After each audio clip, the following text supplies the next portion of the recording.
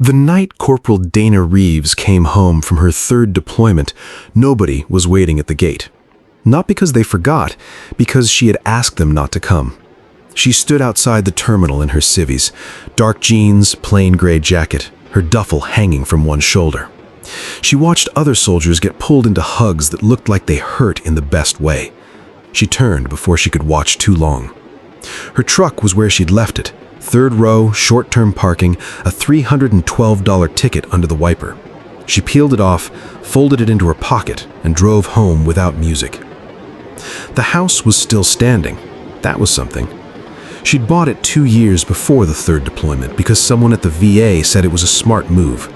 It was a small split level in Clarksville, Tennessee, close enough to Fort Campbell to feel familiar, far enough from base to pretend she was civilian.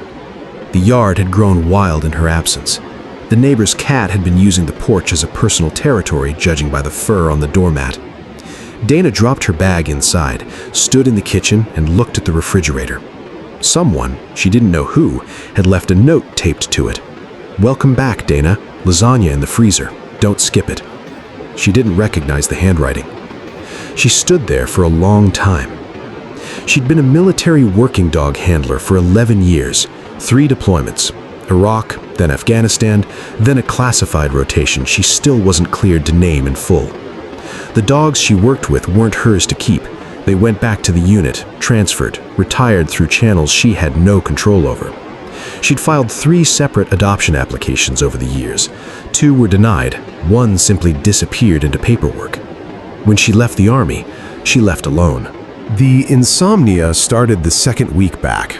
Not unusual, she knew that.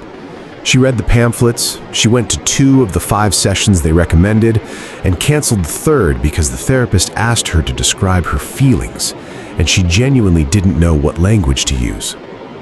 She got a job at Mercy Ridge Medical Center in the hospital laundry department. Not glamorous, not what her mother had hoped for after all those years of service.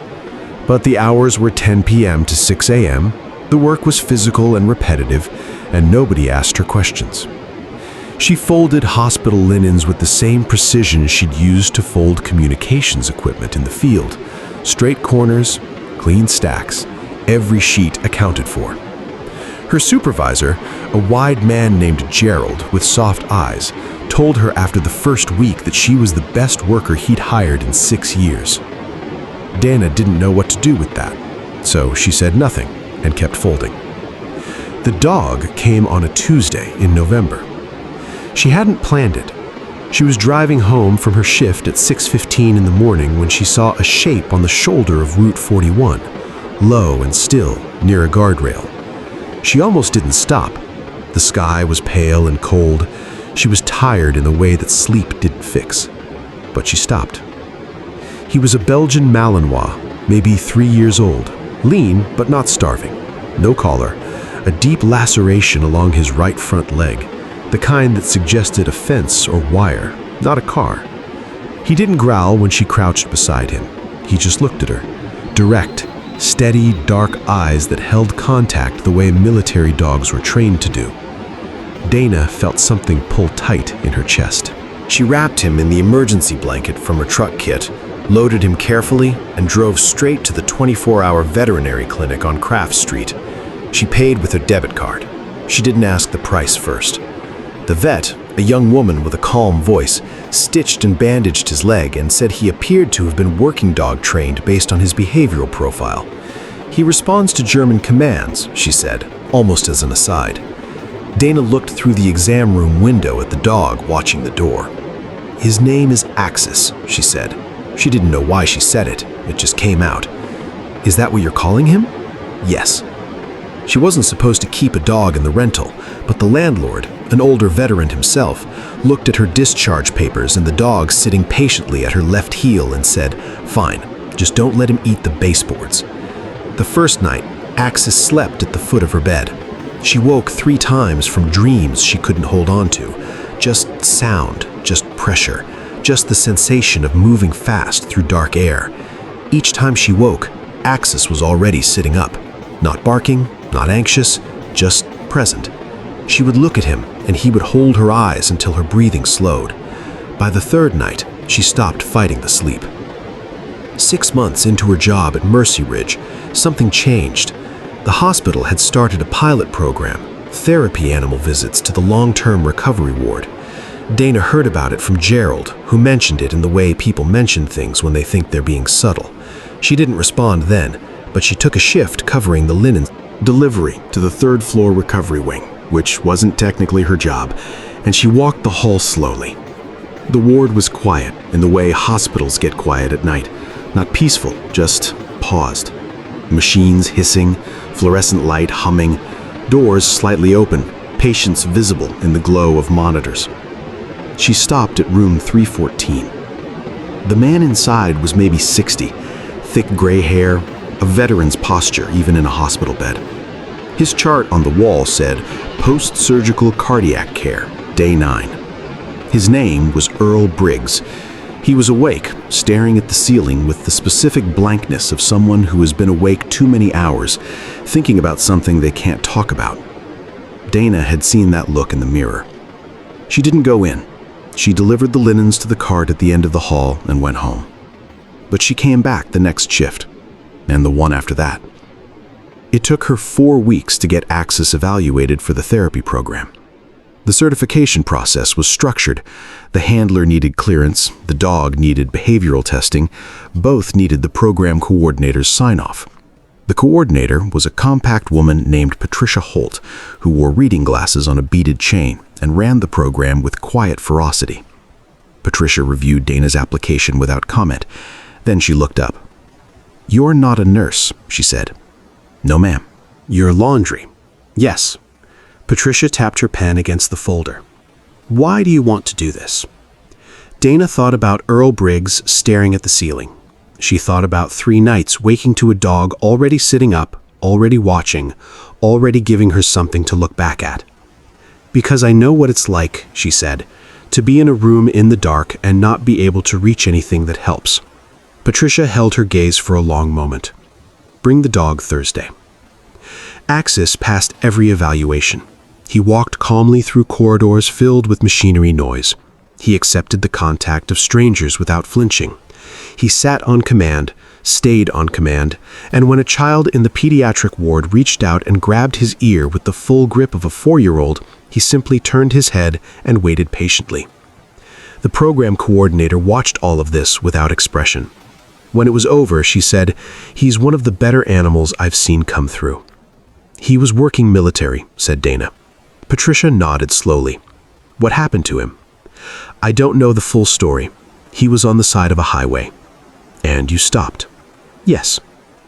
Patricia looked at Axis, who was sitting at Dana's left heel, watching the door. "Thursday evenings," Patricia said. 2 hours, 3rd floor. Room 314. The first time Dana brought Axis into Earl Briggs's room, the man looked at the dog the way some people look at something they thought they'd forgotten. Not surprise, recognition. He didn't speak at first. He just put his hand out, palm up, the way you do with a dog you've known before. Axis walked to him and put his head in the man's hand. Something moved in Earl's face. Had a dog like him, in country, long time ago. Dana said nothing. She pulled the chair to the side of the bed and sat down. Axis stayed close to Earl's hand. They were there for 40 minutes. Earl talked, not about everything, not in the way therapists want you to talk. Just pieces. A story about a dog named Kodiak who could hear a tripwire 10 meters out. About coming home to a house where nobody knew what to say.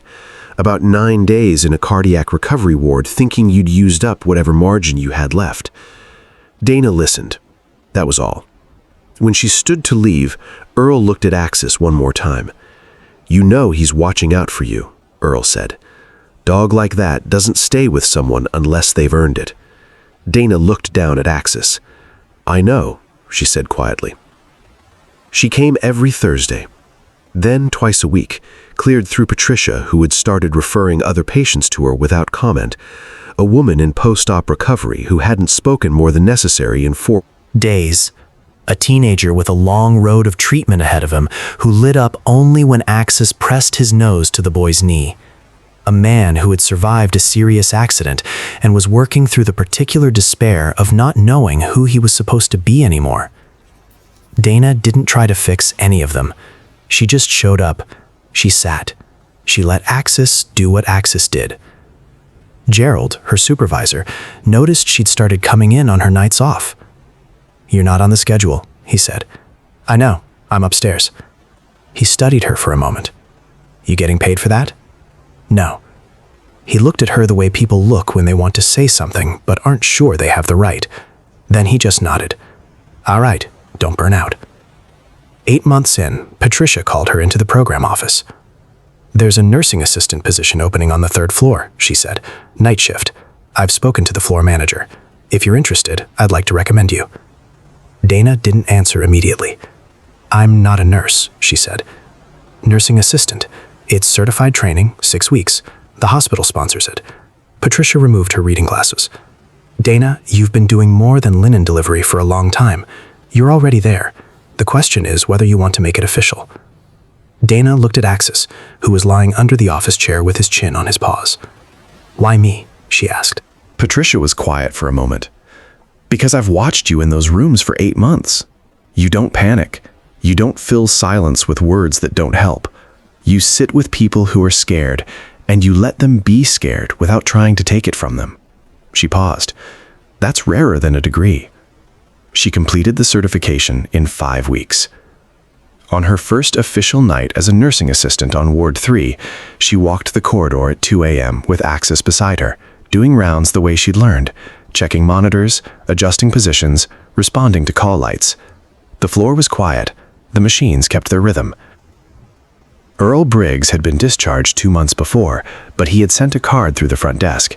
Inside it, in careful handwriting, he had written, "You and that dog gave me something I didn't know I was missing. I got home. I think I'll stay this time." Dana had read it twice. She kept it in her jacket pocket every shift after that. At 4 a.m., a call light came on from room 308. She walked in. An older woman named Florence, post-hip replacement, 3rd day, was sitting up in bed, arms wrapped around herself. Not distressed exactly, just awake in the particular loneliness of a hospital night. "Can't sleep," Florence said. "I know," Dana said. She pulled the chair close. Axis moved to the bedside and sat. Florence put her hand on his head. They sat in the quiet together, the machine counting heartbeats, the hall light low, a dog's steady breathing filling the space between them. Fix what you can. Dana didn't know where the thought came from, but she understood it. She hadn't come back from 3 deployments to disappear into a laundry room. She hadn't stopped on the side of Route 41 at 6 a.m. by accident. She hadn't walked into Ward 3 on her nights off because she had nothing else to do. She had come here because this was where she was needed. Not with a badge or a title, or anyone knowing her history. Just present, steady, reliable as a dog in the dark. Florence's breathing slowed. Her hand relaxed against Axis's neck. Dana stayed until the sky outside the window changed from black to pale gray. She never told the patients what she'd done before. No unit, no deployment names. No explanation of the scar on her collarbone, or the way she still sometimes checked exit points when she entered a room. She didn't need them to know. Because in this hallway, on this floor, in this particular 4 a.m. quiet, she wasn't Corporal Reeves. She was just Dana. And Axis was just Axis. And together, in the dark spaces where medicine ends and something else has to carry the weight, they showed up. That's what it means to be brave without anyone watching. That's what service looks like when the uniform is gone. The world doesn't always build monuments to the people who sit beside the afraid and say nothing. Just breathe. Just stay. But those people exist. They always have. They just don't announce themselves. They work the night shift. They fold your blankets straight.